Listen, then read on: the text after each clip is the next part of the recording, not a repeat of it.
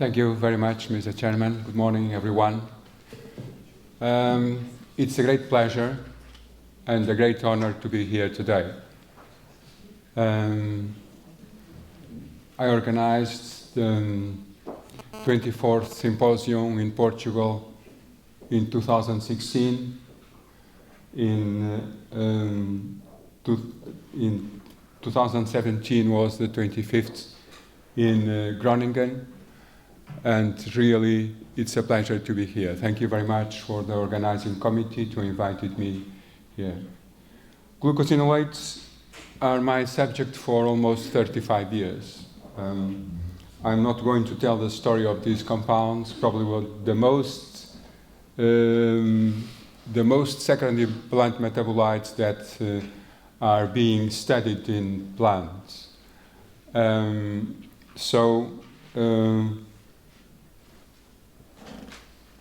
I will summarize and give some hints and some topics on these compounds, which I think are the transition to the future. What are the challenges? We talk today very much about climate changes. How these compounds can be related to these challenges. What can be the importance of these compounds in the future regarding the climate changes. Glucosinolates are, today we know about 200 compounds in 3,500 species. They occur as natural salts and of sulfate, potassium salts, and they are classified in three categories: in aliphatic, in aromatic, and indolic, according to the amino acid that is precursors, either methionine, phenylalanine, or tryptophan. So these three major amino acids can give rise to these three classes of compounds. Of course, there are other amino acids like threonine, which can give rise to synalpine, another aromatic compound, but they are classified generally in three classes. Everyone knows these compounds because when we eat cabbages, mustard oils, we have this pungent flavor. And this pungent flavor is due to these compounds. So some of these compounds, which are more pungent than the others, and they are here some of the most important ones. In the aliphatic group, we have progoitrin, which is quite important because of the biological effects. Glucoraphanin, which is now probably one of the most studied compounds in broccoli because raises isothiocyanates, sulforaphane, which has potent effects on humans, on human health. And the aromatic compounds, which are also very important because of some properties like biofumigants, the biofumigant effect. So it's really an issue today to see how these compounds can act either as aliphatic compounds and also as fumigants. Then the indole glucosinolates, which are a small group but also quite important on the biological effects, on different effects in plants, in humans, and so on. Of course, if we look into these 200 glucosinolates that have been identified, not all of them are present in the same species. So each species has a profile of glucosinolates. So just a few glucosinolates, one's more important than others, but we have the message is that each plant, each species has a profile of glucosinolates. And this profile can change between the plant parts. Like in broccoli, the inflorescence, the leaf, and the root, you can compare that from these glucosinolates, they can change between the plant parts. Okay? The profile is for the species, but between species, the plant parts also have different profiles. or in collards, we have also the same situation between leaf and roots. Glucosinolates are also associated to a complex myrosinase system. Myrosinase is one of the most, as we'll see, important issues in these studies.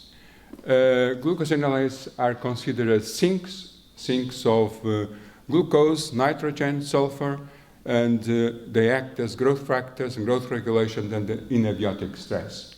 Usually, glucose is not given too much importance on the degradation, on the hydrolysis of glucosinolates by this enzyme called myrosinase. Let's look into the big and the most common structure that has been put forward for many authors and many reviews, and all of us usually use this schematic view. And to say just that myrosinase is indeed the trigger of these compounds. Glucosinolates exist themselves, but if you don't have the enzyme, you cannot produce the hydrolysis products, which have indeed the effect, the biological effects that we need or we envisage in our studies.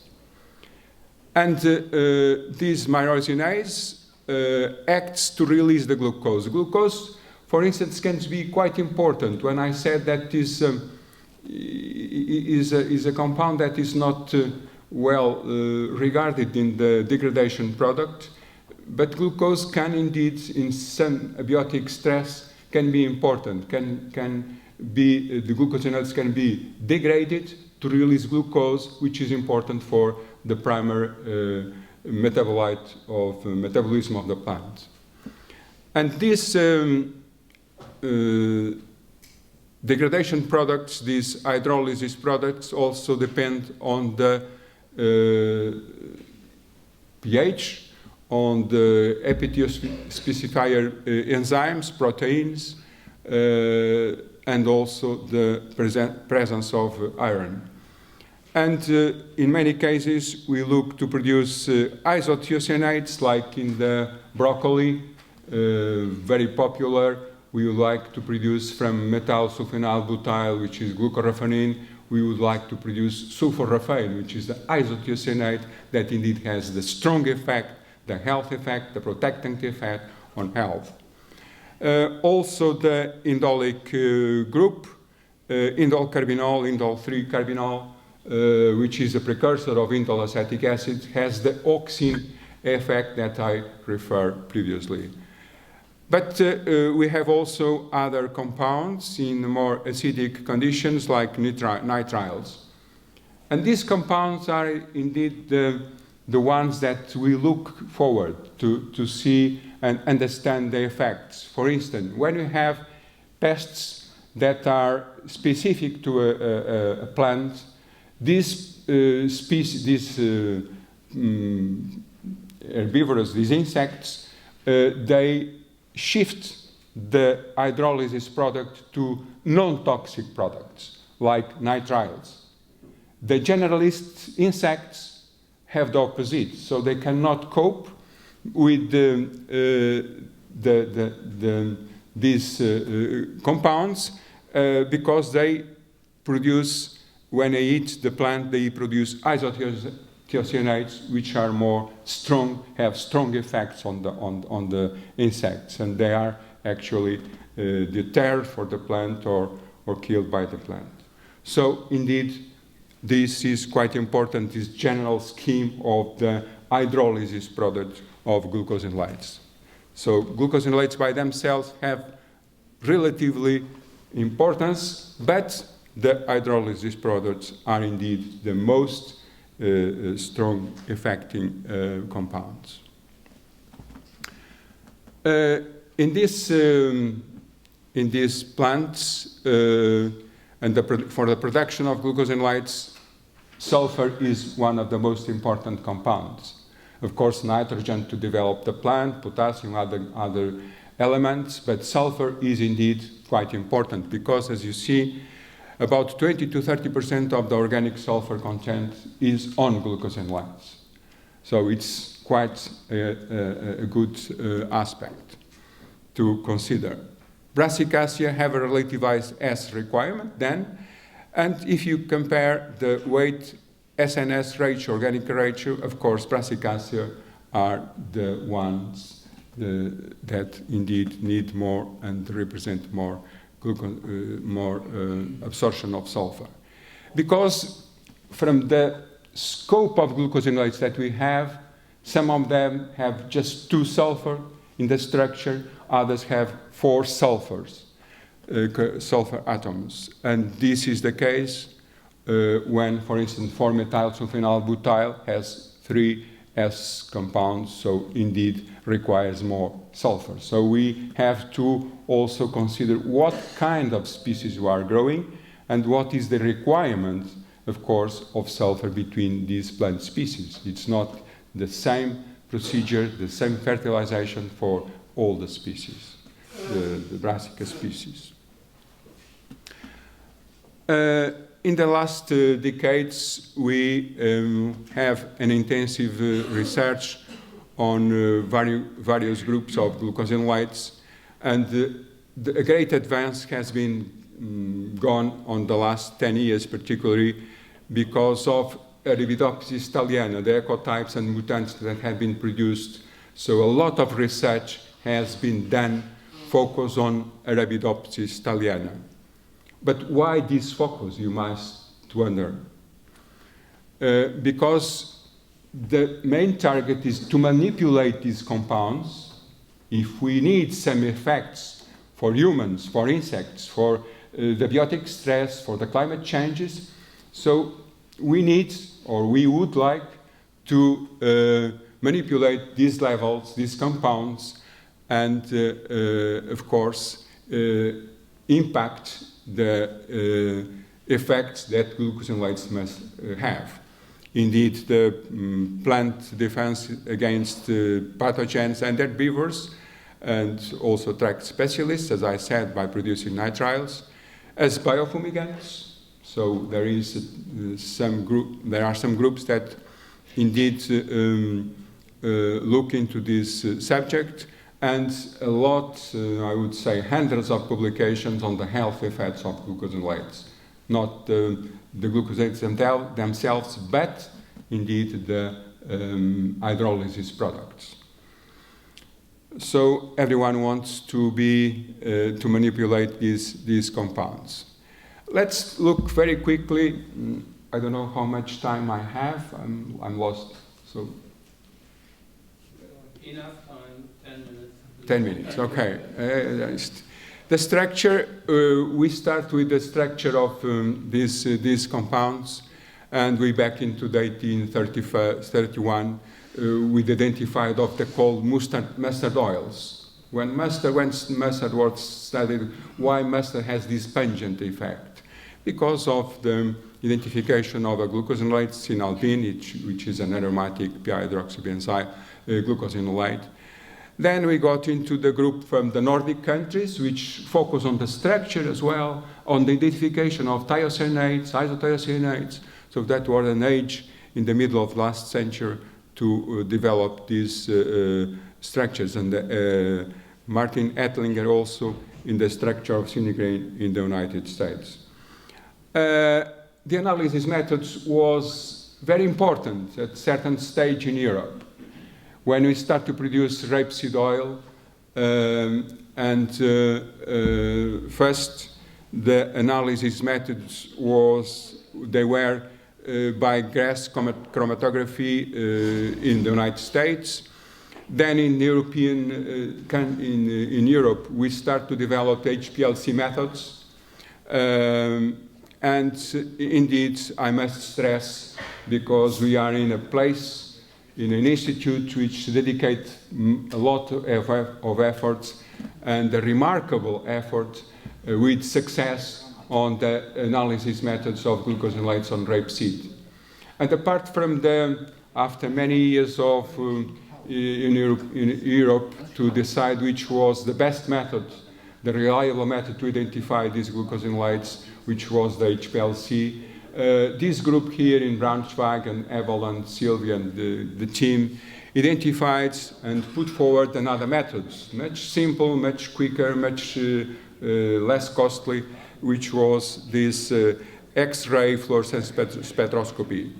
And indeed, they succeed on being accepted as a method for oilseed rape analysis to the glucosinolates. I remind you that we have now double low rapeseed glucosinolates with about 20 micromoles per gram of seed. So we need fast methods, and indeed we succeed this. We succeed because we have a very active and well-recognized team with major achievements, and this is somehow a tribute to these good friends and old friends that dedicated very much work to this subject.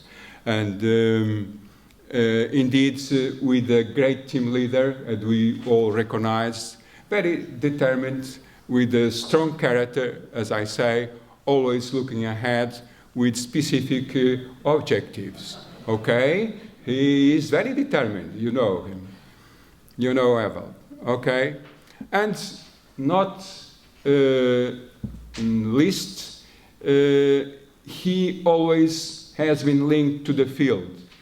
We now have this triple helix model and quadruple helix model, but indeed Evelt and Sylvia have been always very linked to the problems in the field.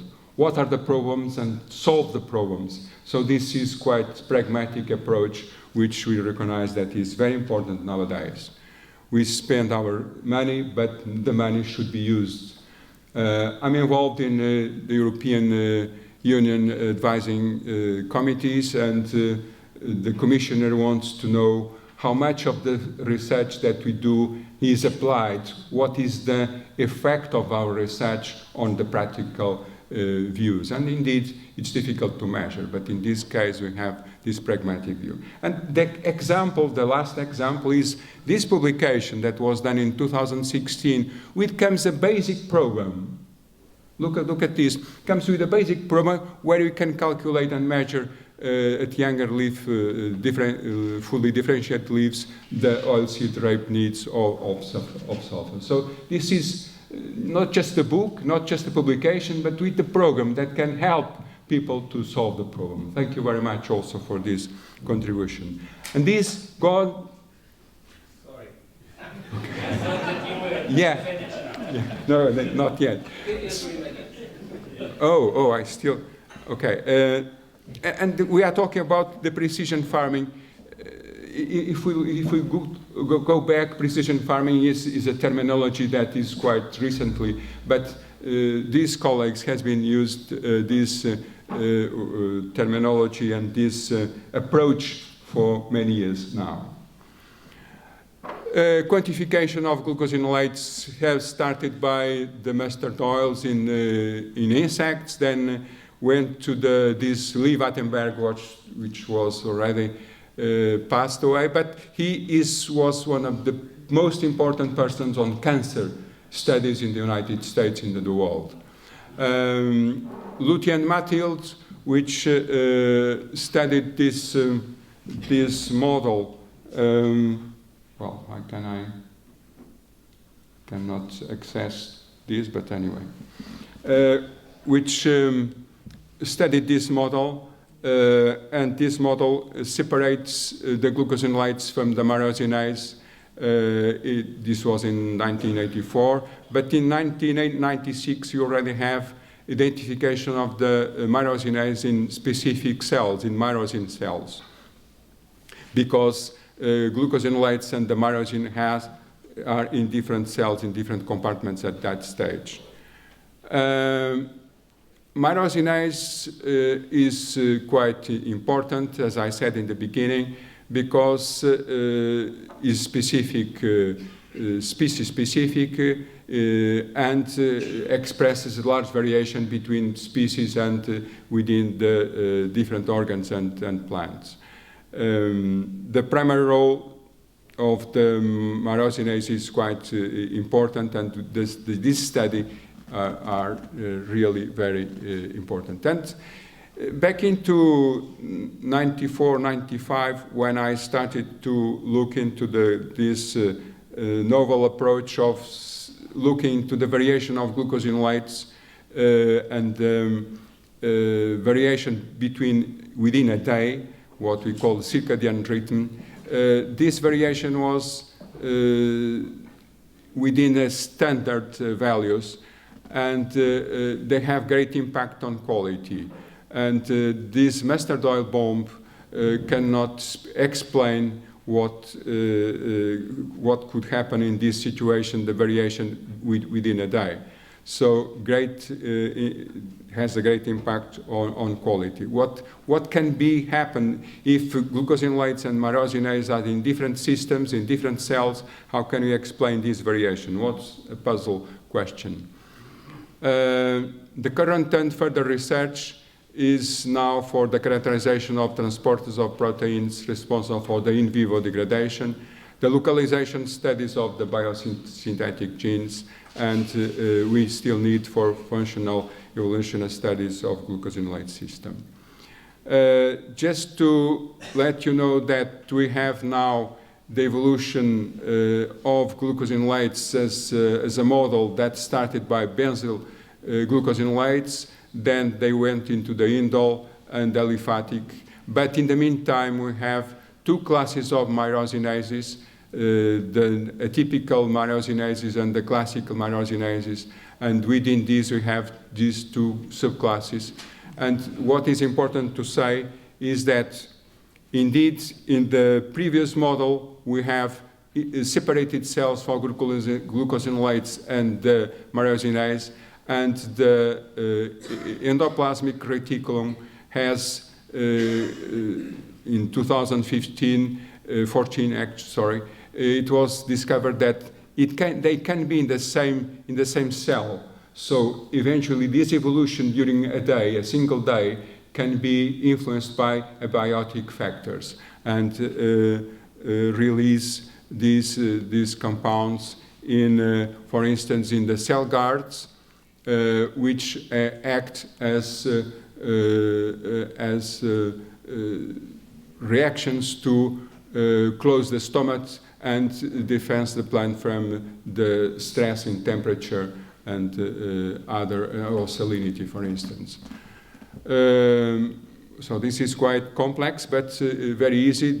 We still have the myrosin cells, the biosynthesis of glucosinolates in specific mesophyll cells, which are transported, these glucosinolates are transported to the cell guards and to the S cells, and these they can be, we have a degradation of glucosinolates and eventually the de novo biosynthesis. Time is gone? Yeah. So, I don't know how many you have. I still have a few, but very quickly to show that. Save some time due to the fact that we had to delete the other contributions. So I'll give you additional 1 minute, and then we will have a break. Okay. The process nowadays is to understand the subcellular location of myrosinases and the glucosinolates. So a lot of research has been gone on this topic. The functional prediction of network protein, the network of these proteins is very complex, as you can imagine, but gradually we are getting to a good explanation of this process. Okay, glucosinolates can be influenced by several factors, and the most challenges today are salinity in the soils, the heat extremes, the drought and the deficiency, and indeed I'm going through this topic, and just to end, sulfur is indeed a very important topic, which Ewald and Sylvia gave a very important contribution during all these years. calling the attention for the change on the atmospheric sulfur deposition and how this can influence the health of plants. And sulfur nutrition is indeed an adult child, which has not yet maturity. Thank you very much, Evald, for your valuable contribution to science of glucosinolates and for fostering the international cooperation all over the world with a full heart and with great pleasure and happiness. A real ambassador indeed, which was always pay attention and never giving up of a good scientific discussion with integrity, sense of humor, and humanitarianism. Indeed, when you go to Evald, you spontaneously receive love and affection. And we got this Albert Einstein saying, which applies completely to the character of Evald. Thank you very much.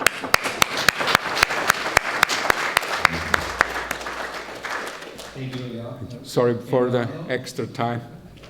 It was excellent giving us these insights and these complicated structures of the glucosinolates and the relationship, biochemical relationship. Now you should raise your fingers, not only these two guys, for questions. Lawrence. Yeah, a nice presentation. I was very delighted that you were talking about how it can be used for controlling plant pathogens and insect pests. So I'm just kind of curious, in Portugal, I mean, I don't know if methyl bromide has always been a chemical that's been used, but now it's not used anymore. And I'm just wondering, on the practical side, I know there's been research on these indole methyl isocyanates to try to control soil-borne pathogens. And so I'm just curious, is there research going on in Portugal that's still looking at that? Yeah, methyl bromide has been banned by the European Union a few years ago, and we are still using in many countries like Spain, Portugal, where we have very big areas of greenhouses, particularly in Spain, methyl vapan. Vapan is actually methyl glucosinolates. Is an isothiocyanate, is a volatile compound. And we have done several experiments with glucosinolates regarding the biofumigation, and we look into the ones that Cinegreen, the allyl isothiocyanate, and the aromatic isothiocyanates like the benzyl are very strong. But the problem is that you can have an effect if you grow gradually every year a crop which has in the roots or in the aerial part, in the young part of the plant where the concentration is bigger, you can incorporate these plants in the soil, but you need quite a large amount to have an effect. Although, if you do it every year, the effect will be synergetic, and after 3-4 years you have a soil with much less contamination of pathogens and microorganisms and fungi, nematodes, for instance. We use it in nematodes and very efficiently with very low doses. So it's a good approach for organic farming. Thank you. Next question. So may I ask you, when looking back to the 1970s, when starting to lower the glucosinolates in oilseed rape, for instance, was this the right breeding strategy when looking to the health effects you have mentioned? Yes, it was. It was. I was attending these meetings in Brussels, and in the 1986, 87, when I started actually with the group in Norwich, and Brussels was desperate to find this low glucosinolates rapeseed, double low rapeseed breeding with the Braunschweig Poland variety. And indeed, they succeed on producing a very low glucosinolate material. and particularly because of the use of a high protein rapeseed meal, which is quite important for the feedstuff, so incorporating the feedstuffs. So it was a very short time where this group here in Braunschweig indeed brought this new method, very quick and simple method, very reliable, because the HPLC is very expensive and takes quite a long time. So I think it was the right time when the rapeseed started to expand, the rapeseed oil production and the rapeseed. I still believe that rapeseed and legume crops are today a good alternative for the soya, and the impact of that soya have in the world, particularly in Amazonia today. That is. On the other hand, could we observe that time that these cultivars with low glucosinolate contents did fail in their self-defense against pests and other diseases? No, because somehow they have the similar levels of glucosinolates as the other brassica. For instance, we are talking about if we go to broccoli and the inflorescences, we got about 40 micromoles per in the inflorescences, in the bud flowers, and the varieties of rapeseed are 20 micromoles. So, but we have also varieties of broccoli with the same amounts, and we can still have a good protection effect. And this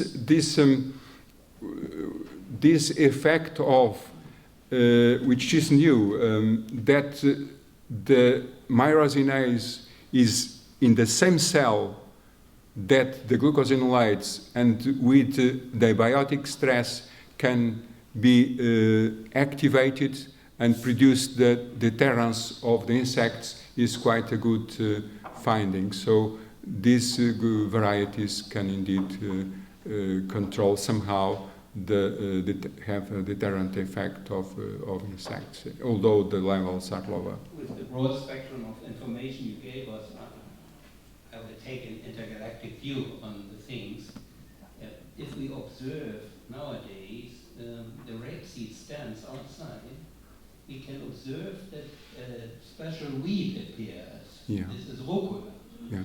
And it's interesting that we have decreased the glucosinolate content, that the taste of the oil was more or less flat that time after these breeding procedures, but we are using rucola in our salads due to the fact that we are missing something, secondary metabolites, beneficial effects and so on. Isn't this a foolish thing? Yes, somehow, yes, it's the market that dictates these rules, and the uses of these situations. Rucola is a very peculiar material that is now very used in the salads, and has quite a pungent effect. And the release of glucosinolates from rocket has a deterrent effect on insects. So makes sense. I can say, okay, if you use the single low varieties or the old varieties, you can have a more resistant plants regarding to the double low. Indeed, according to the logical and the presence of certain glucosinolates, they are slightly susceptible.